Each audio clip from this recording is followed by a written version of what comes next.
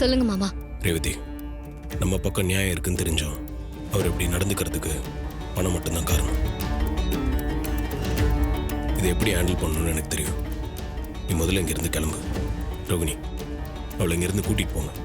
இல்ல மாமா, என்னால உங்களை இப்படியே விட்டுட்டு எல்லாம் போக முடியாது. என்னோட அம்மாவால தானே உங்களுக்கு இப்படி நிலைமை வந்துச்சு. அத நானே சரி பண்றேன். இப்பவே என்னோட வீட்டுக்கு போய் என் அம்மா கிட்ட நியாயம் கேக்குறேன். வாக்கா.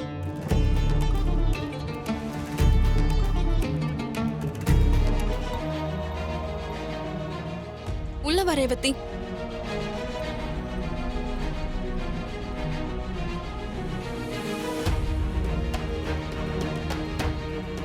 ரேவதி, மாப்பிள்ளை வீட்டுக்கு கூட்டிட்டு வந்துட்டியா? ஓ சந்திரா, வாசல்ல பெரிய மனுஷங்களா வந்து நிக்கிறாங்க. என்ன விஷயமா? இல்லப்பா, மாமா மேல தப்பு இல்லைன்னு நான் சொன்னதுக்கு அப்புறமும் ஸ்டேஷன்ல மாமாவை ரிலீஸ் பண்ண மாட்டேங்கிறாங்க. அம்மா கம்ப்ளைண்ட்டை வாபஸ் வாங்கினாதான் மாமாவை விடுவாங்களாம்.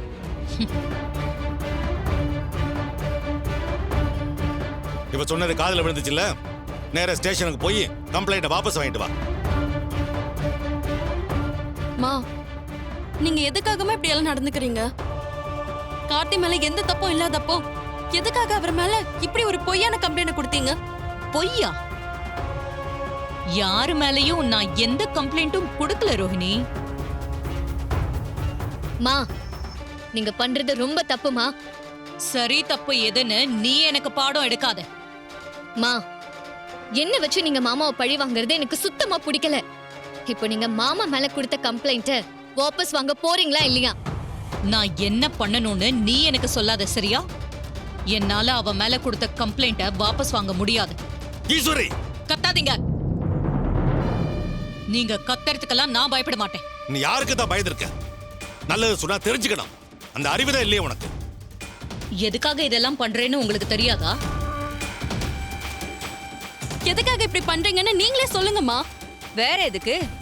அக்கா அந்த கம்ப்ளைண்ட்டை வாபஸ் வாங்கணும்னா ரேவதியா இப்படியே வீட்டுக்கு வர சொல்லு, கம்ப்ளைண்ட்டை வாபஸ் வாங்கிடுவோம்.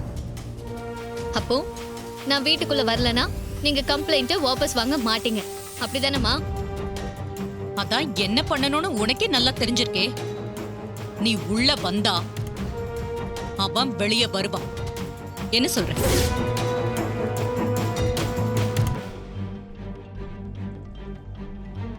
மா, நீங்க இப்படி பண்ண உங்களை நான் வெறுத்துருவேணும்னு எனக்கு பயமா இருக்குமா. ரேவதி, நான் இப்போ நல்லதுக்காக தான் சொல்றேன். உனக்கு தான் அது புரிய மாட்டேங்குது. என்னோட நல்லதுக்காகவா இதெல்லாம் பண்றீங்கம்மா? போதும்மா. நீங்க என்ன சொன்னாலும் நம்புற ரேவதி இல்லனா. நீ நம்பலைனாலும் அதுதான் உண்மை. உனக்கு அவன் வேண்டாம். நீ ஏன் கூட வந்துரு. உனக்கு ஒரு நல்ல வாழ்க்கையை நான் அமைச்சு கொடுக்கறேன். நல்ல வாழ்க்கையா? எதுமா நல்ல வாழ்க்கை? உங்க ஈகோவுக்காக நீங்க என்ன வேணாலும் பண்ணுவீங்க. அதுக்கு பயந்து போய் நான் இந்த வீட்டுக்கு வரணுமா? முடியாது. என்னால மாமாவை தவிர அவர் இடத்துல கனவுல கூட இன்னொருத்தரை வச்சு பார்க்க முடியாது. அத முதல்ல புரிஞ்சுக்கோங்க. சொன்னது காதுல விழுந்துச்சுல்ல, அன்பால சாதிக்க முடியாததை அதிகாரத்தால சாதிக்க முடியாது. அது உனக்கே ஆபத்தாயிடும். சொன்னா கேளு, போய் கம்ப்ளைண்ட்டை வாபஸ் வாங்கிட்டு வா. முடியாதுங்க. நீங்க என்ன சொன்னாலும் என்னால கேஸ வாபஸ் வாங்க முடியாது. முடியாதுல்ல மா, நான் உங்க பொண்ணு. உங்களுக்கு இருக்கிற அதே பிடிவாதம் எனக்கும் இருக்கு. மாமாவை எப்படி வெளியே கொண்டு வரணும்னு எனக்கு நல்லா தெரியும்.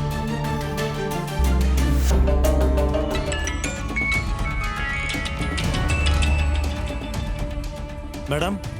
சார், ரேவதி வந்து அங்க பேசினாளா? என்ன மேடம் நீங்க உங்க பொண்ணை கட்டாயப்படுத்தி கார்த்தி தான் கூட்டிட்டு போனாருன்னு சொன்னீங்க.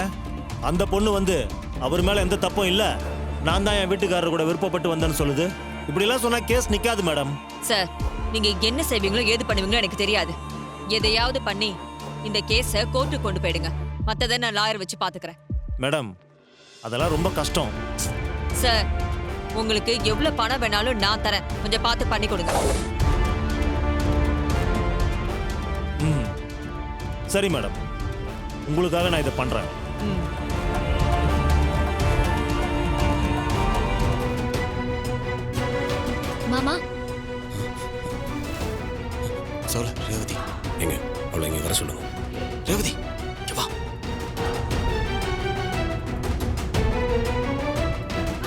அத்தை கிட்ட பேசுறேன்னு சொன்னியே, என்ன சொன்னாங்க?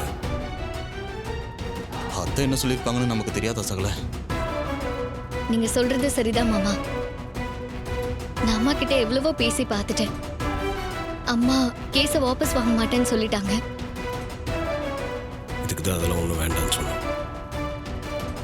எந்த தப்பும் பண்ணாதவங்களை எப்படி லாக்அப்ல அடைச்சு வச்சிருக்கிறத பார்த்துட்டு என்னால அமைதியா இருக்க முடியல மாமா.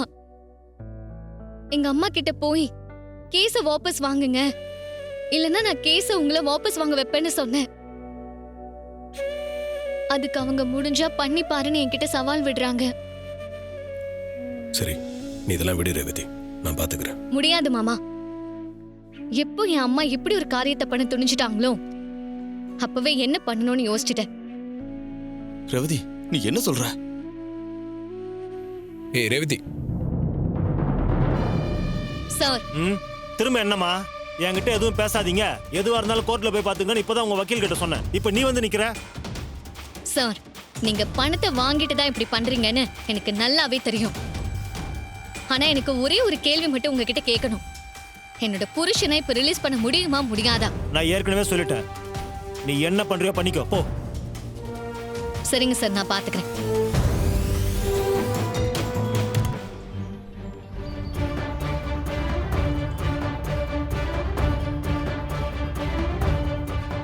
என்னம்மா அது? போலீஸ் ஸ்டேஷன் வாசல்ல வந்து உட்காந்துருக்க. இது என்ன பஞ்சாயத்து பண்ற இடமா? எந்திரிச்சு ஓரமா போமா. எங்க உட்காரணும்னு எனக்கு தெரியும். போங்க, போய் உங்க இன்ஸ்பெக்டரை கூப்பிடுங்க. சார்,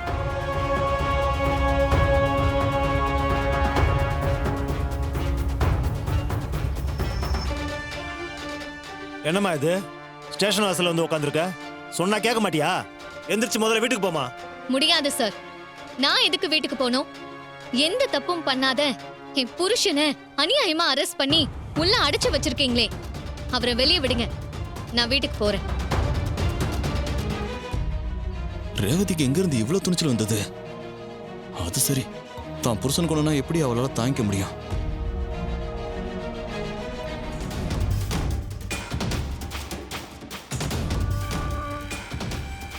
வணக்கம் இன்ஸ்பெக்டர். நாங்கள் இந்த ஊர் பெரியவங்க. இவங்க அத்தனை பேரும் இந்த ஊர் மக்கள். என்ன பெரியவரே, ஊரெல்லாம் திரட்டிக்கிட்டு ஸ்டேஷனுக்கு படையெடுத்து வந்திருக்கீங்க, என்ன விஷயம்? என்னது, உங்களுக்கு விஷயம் தெரியாதா? கார்த்திக் தம்பி ஏன் சார் கைது பண்ணீங்க?